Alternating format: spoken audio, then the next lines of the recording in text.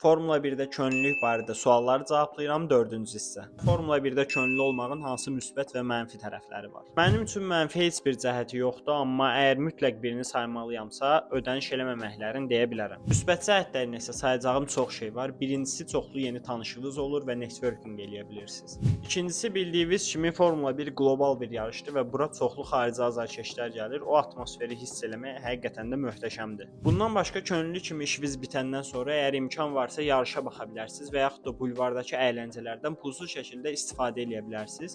Bundan əlavə hətta maşınları və pilotları da yaxından görmə şansınız olacaq və son bir neçə ildir ki, könüllülərə şərait yaradılır ki, axşam konsertlərdə iştirak eləsinlər. Və son olaraq Formula 1-də könüllü təcrübəsi əgər nə vaxtsa xaricdəki universitetlərə müraciət eləsəz, sizin üçün böyük üstünlük olacaq. Digər sualımız Formula 1-də könüllü kimi seçiləndən sonra orada nə iş görəcəyik? Təlimlərdən keçdikdən sonra sizi müxtəlif işlərə yönləndirirlər, amma bu işlər çox sadədir.